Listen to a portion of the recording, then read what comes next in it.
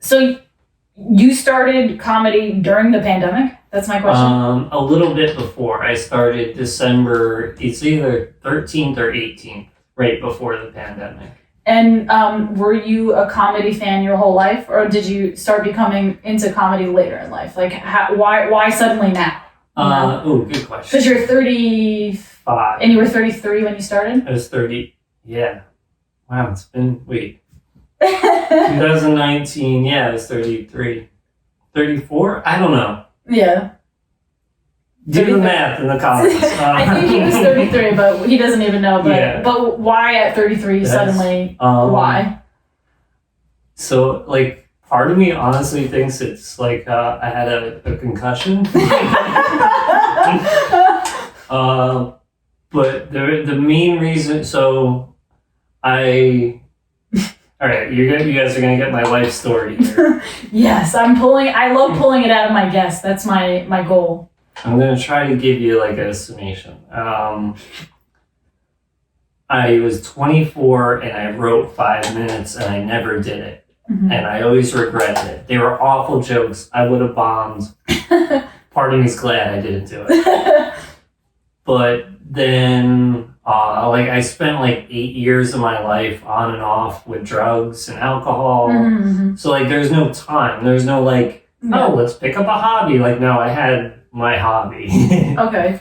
So then I got clean and I was just very social at that point. Like like when you're in like the sober lifestyle, like your friend group is almost like a life preserver. So you like hold on to them. Mm-hmm. When I was like comfortable enough being clean and my friend group had disassembled, and I play hockey a lot too, mm-hmm. but that like my hips are starting to go and I was like, I need to find a hobby.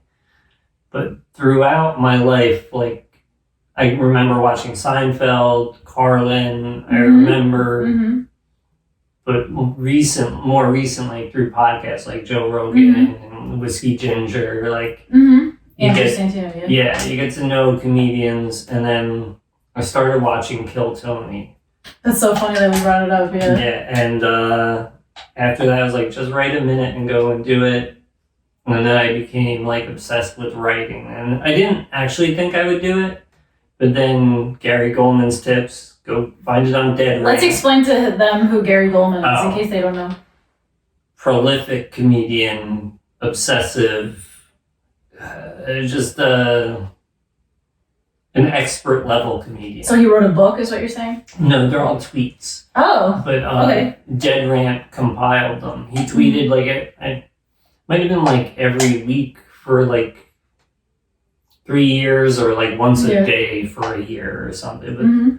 But it's all just little tips like writer's block. Why don't you break your life into 5-year chunks and then find a summary that will... Yeah, it's like really good writing tips and stuff like that. Yeah, like start with one word that you think is funny and try to add it to your punchline.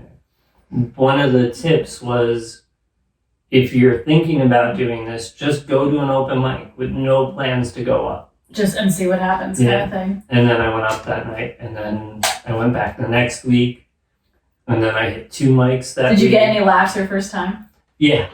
Oh, wow. They were chuckles. They were like the building blocks. So that's the phase I'm at. I'm at the chuckle phase, where it's like, I know something's there. I got to figure out how to get it to the howling phase, you know? How to hide it from them before they see it. Yeah. And so then once I found this, I was like upset. I called my buddy, Brian Harima, who doesn't do comedy. I always tell him he should.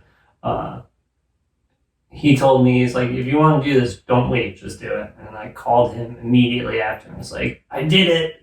Thank you so much. Yeah. Like, I was almost like, should I even go see Dave Attell now? I was like so high on energy. Yeah. I was like, how am I going to sit through the... I saw Dave Attell, he crushed that. I was like, me and him, same thing. That's really awesome that, like, because you said you struggle with addiction. It's almost like now this addiction has a home to live in. Oh, yeah. You know what I mean? Me and one of my other guests were talking about this. I had a guest on here. she's actually an OnlyFans gal. She has like an OnlyFans account, and she used to have an eating disorder, and she was like starving herself. She weighed like less than 100 pounds, and she was able to recover through weightlifting because like she was still able to have that like obsessive gene, that obsessive nature, but she was able to get stronger instead of skinnier. So she was like, oh wait, instead of just like withering away to nothing, I can just eat a bunch of food and like get really strong. So, it's like really cool. I think that,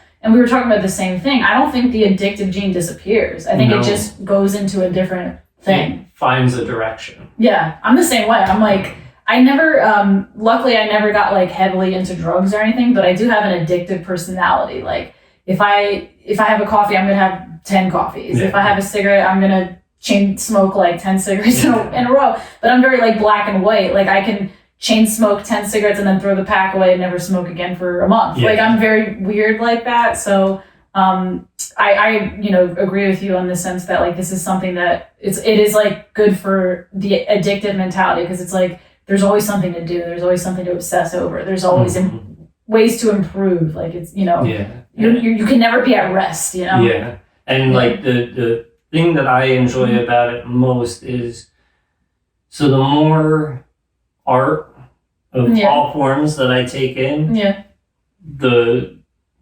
better I get at comedy. Like sometimes like when I'm going over my set, I'll play guitar and sing my set to help me remember it. Oh wow, that's pretty awesome. Yeah, and like even like I'll write funny songs and then see if I can turn it into a joke. Like I got one of my stupid jokes about porn. I was just singing in a southern accent and like with this drawl, and like it's just like this joke just wrote itself. Like it's 3 lines, but like it wouldn't have happened if I wasn't playing guitar, singing in a southern drawl, because the words sounded so interesting to me that I kept going with it.